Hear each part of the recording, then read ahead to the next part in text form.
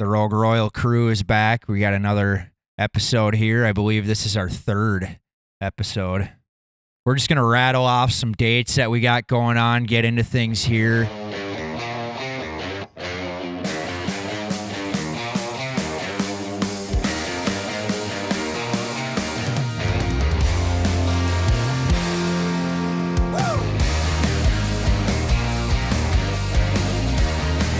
We got a busy schedule this summer. So yeah, find us out there. It's going to be a good time. We do have a little bit of a scenario that we're working through right now to pull off our shows this summer. So I'll just kind of let Rifki take it from here for a sec. Yeah, so it turns out I can't fly and some stages are really high. I have a pretty gnarly humeral neck fracture. Ouch! And that's Right just his there. arm, not his neck. So. Yes, actually, I was on the phone with a lady today, and she was like, "So you have a broken neck?" And I was like, "Well, it's a different neck. It's in my arm." And she was like, "Oh, I misread that. I was like, medical professional." That was sweet. You're my doctor? Yeah, well, she was just the money lady, but I don't like them either.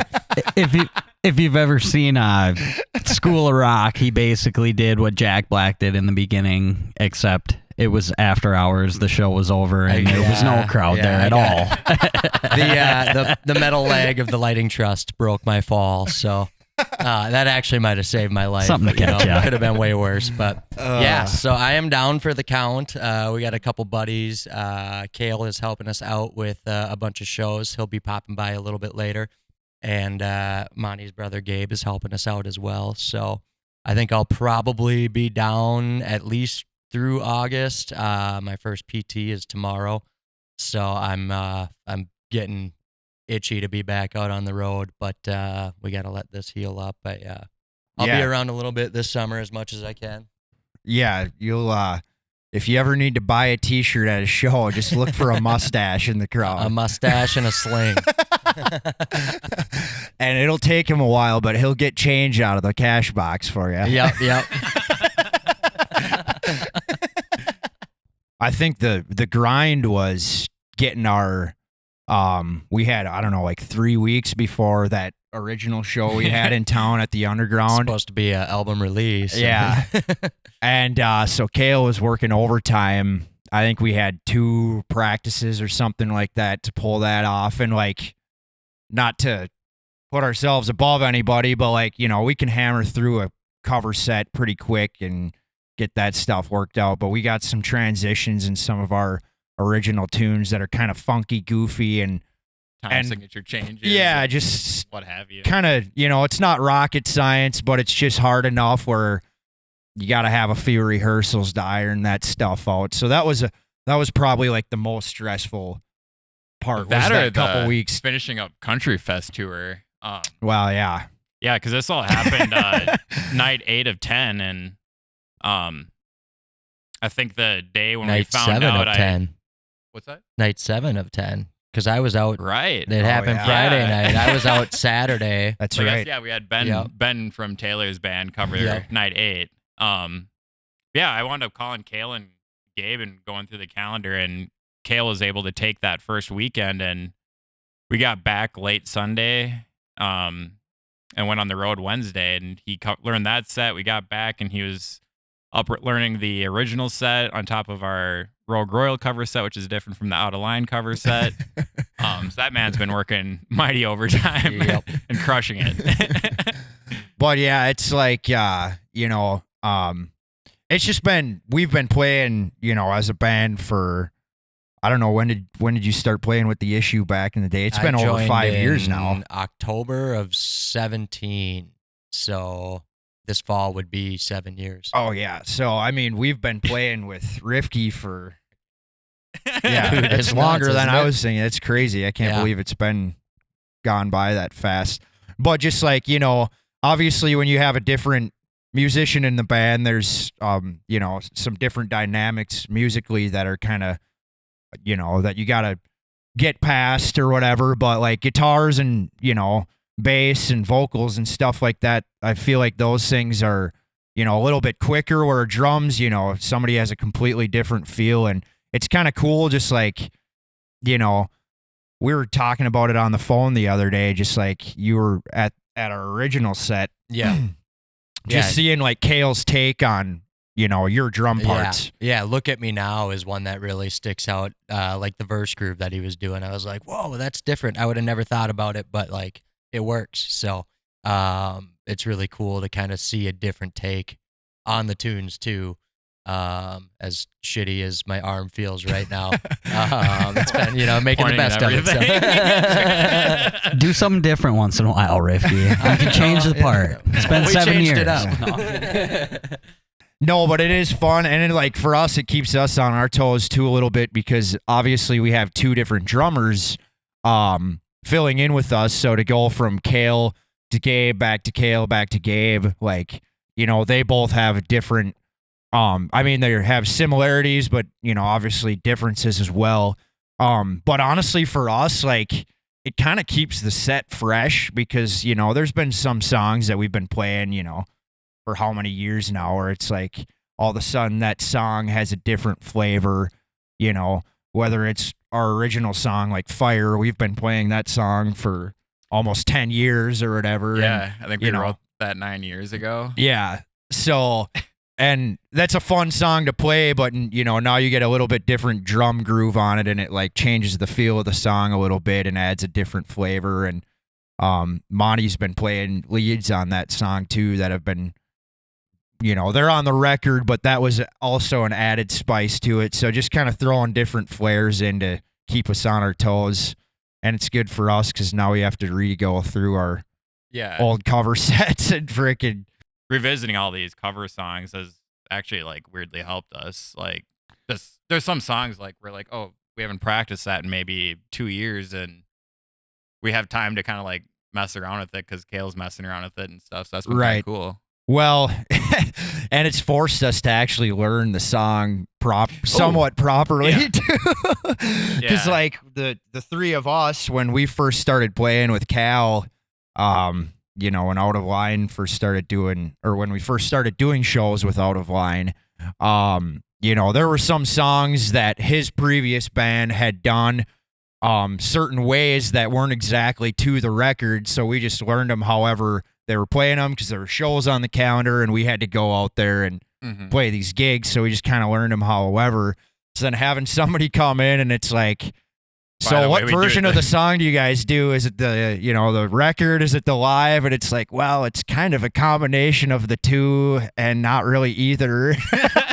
So we've had to go back and like basically relearn songs the right way, which has been good for us because, when you got a full schedule, sometimes like, we've played that song a million times. There's no reason to practice it. Well, when somebody comes in and they need to practice it and you got to run it with them, well, now you're forced to actually run those tunes. Does this mean everything's going to be different when I get back? Am I going to have to relearn all this shit too? Probably. There's been some mods, yeah. No, there's not too much that's changed. There's just been a couple songs where it's like, more medleys. It's definitely better to do it the right way. Yeah.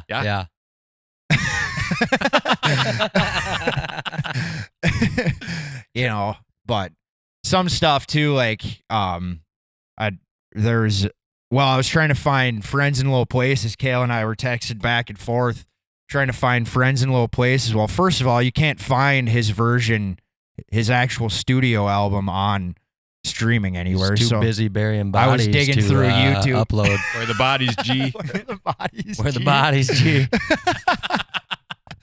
Oh man. I love Tom Segura. That's great.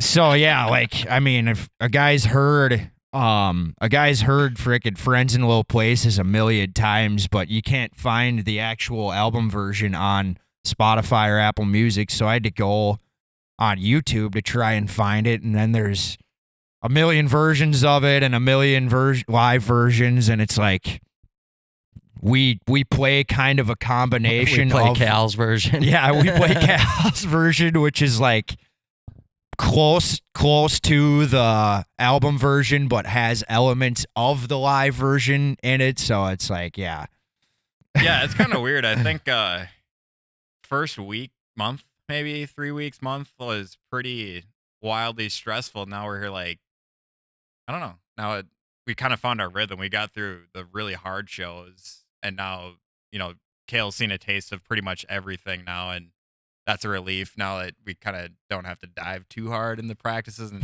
start working on some other content that we've been thinking about doing and stuff. That's going to be really good. Yeah, we have stuff we've been wanting to do for like YouTube and social media. So now that we got shows under our belt with both drummers and everybody's feeling good about things, we can get back to doing that and promoting the record, which, by the way, if you haven't listened to Different Dimension yet, Spotify, Apple Music, all the stuff, stream it on there. We're going to be trying to get some more content out, album related, as well as some other things. So if you're not on our YouTube channel, if you're watching this and you have not subscribed to our YouTube channel, hit the subscribe button. We'd appreciate that a lot. We're going to have a bunch more stuff rolling out through the summer as well. You could see a YouTube short of us hooligans out trying to play golf last weekend. That was a good time. Oh, man. We're not big golf guys. That's we're big golf guys, but we're not good golf guys. There, how's that? Frequently. We're bad. We like to play golf. We have fun. Yeah. There.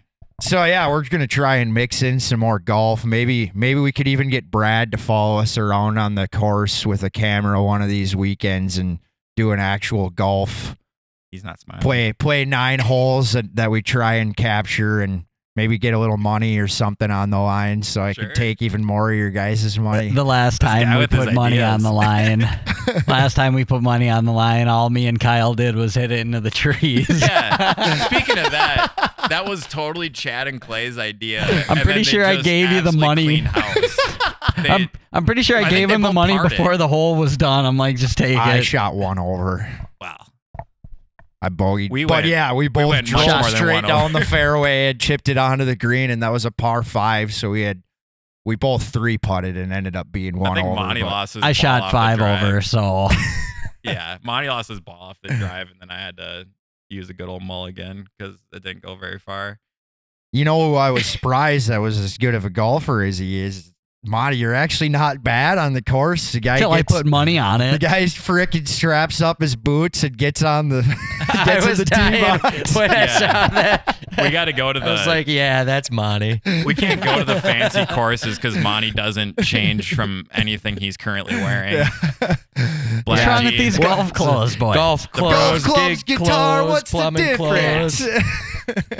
Those are your good old Red Wings that never leave your feet. The old Irish sets, Irish dude. setters. Irish setters. Think about these, Pay dude. attention. Out High on the class course, and work boots. Owned by Red Wing, no? out on the course, you don't even feel it. Huh. So you're walking on a That cloud flat out there. bottom's nice. Some sorry sucker is going to buy some Irish setters for golf. And then what the fuck is going on here? If any actual golfers out there want to take us out and give us some good golfing advice, we'd take you up on it as well. Go, go, go. And if anybody's got tips on some decent courses to go and hit, Guys, we're headed to the hole. I still don't see my ball. let us know in the comments. We want to get out there. They got to allow frickin' boots. They gotta allow when Monty's out there working, he's got to have his work boots on. I'm out there breaking a sweat. You know what I'm saying? I mean, I ain't gonna be caught without my boots. My boots. Next time we go out, we can maybe strap a beer cooler to my sling And a GoPro. and a GoPro. Rifky cam. A Rifky cam. You'll just be our cart gal. Yeah, I'll take an OJ Tito's. We'll get him a cart. We'll just have him run back to the. A Mick. He can just yell stuff after. Hey, he hit go the grab ball. another bucket. Need popcorn. Send help. Send help. Can we talk about that? Sure.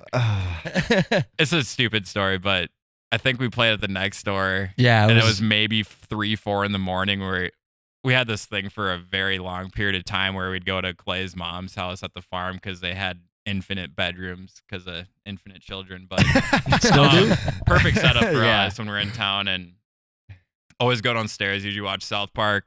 throwing some Romas. Frozen pizza. Yep. Romas specifically. And I was pretty new in the band. Yeah, you were like, fresh. You were like I think 2 you, or 3 months. I think you fresh access to the Facebook. I was just gonna yeah. say, I think you were just a fresh admin to the social accounts. Yeah, I think that was my first day. My first day on our Stay on the socials. job. Ricky got into the whiskey. Yeah, I was just looking at my phone and I was really hungry for some popcorn apparently. And then the next morning we wake up and Avery, I think, was looking at his phone and he was like, Colin, what the fuck? And I was like, what? And he's like, need popcorn, send help. I said, what? And he turns his phone to me. And I was like, oh shit, I think I do remember from the posting band that page. now. 4 in the morning, need popcorn. The band page. Yeah. As if the Sock Center popcorn delivery guy was going to just pop by because he saw our band Got post. you. Oh yeah. Stupid. We got our buddy Kale in here.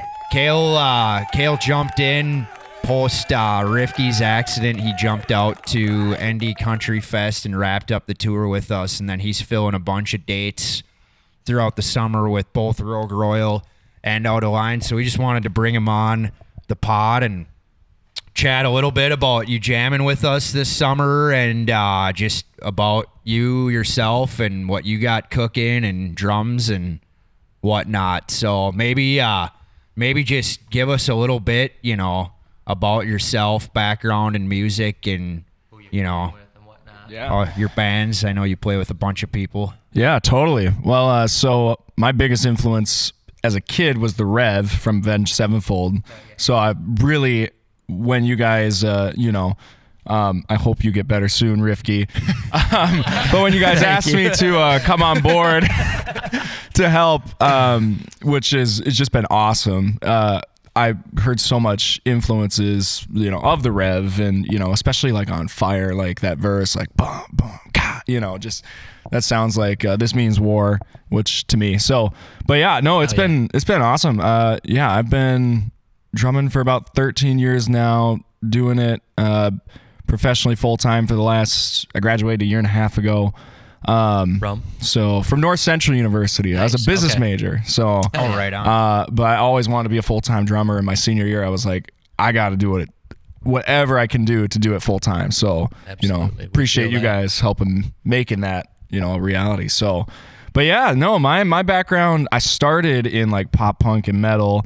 And then I got my butt kicked in college. And my drum teacher made me just go for 10 hours. My first lesson was just 3 and 4, just kick, snare, kick, snare, because it was all about getting the tone of the instrument to sound great. So from there, then I kind of went and worked on just like super solid backbeat, and then was playing a lot of pop, a lot of funk, and hadn't been playing metal for years.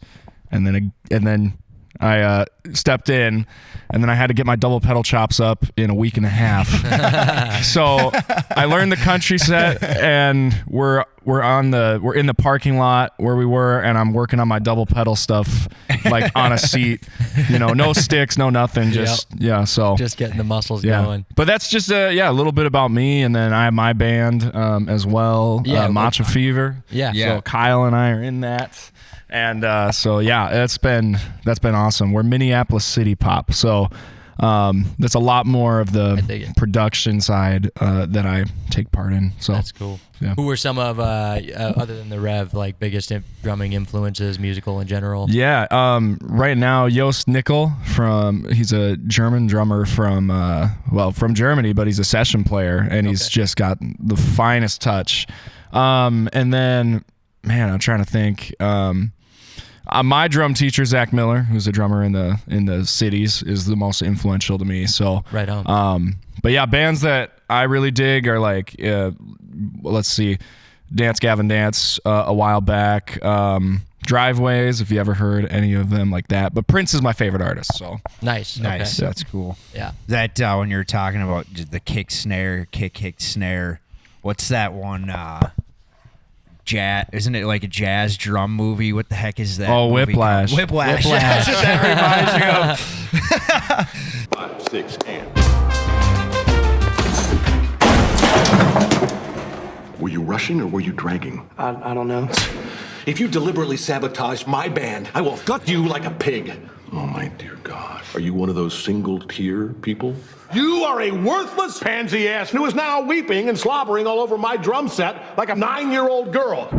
Just get your ass kicked, tried to learn a jazz part or whatever. Again! Yep. That's great. Well, that's killer, man. I mean, it's been fun. Like we were talking a little bit earlier in the podcast before you were on, just, throwing a drummer into the mix kind of changes the whole feel of the song. So, especially with our originals, it's been kind of, good for us to have to, open minds a little bit. Yeah, exactly. Take that feel in and adjust, or just be able to groove with what you're doing. Obviously, drummer's kind of driving what's happening with the band. So that's been fun and just, good for us as musicians to kind of have to, make some adjustments and also be creative with whatever, you have happening too. So that's been a lot of fun. Right on. Well, thanks for tuning in again, guys. We're, we appreciate everybody that, chimes in and watches and listens to not only the podcast, but all our music as well. So, catch us at a show, whether it's Rogue Royal, Out of Line, catch us out there, come say hi. Fever. And yeah, be sure to check out Kale's stuff as well, Matcha Fever. We'll see y'all next time.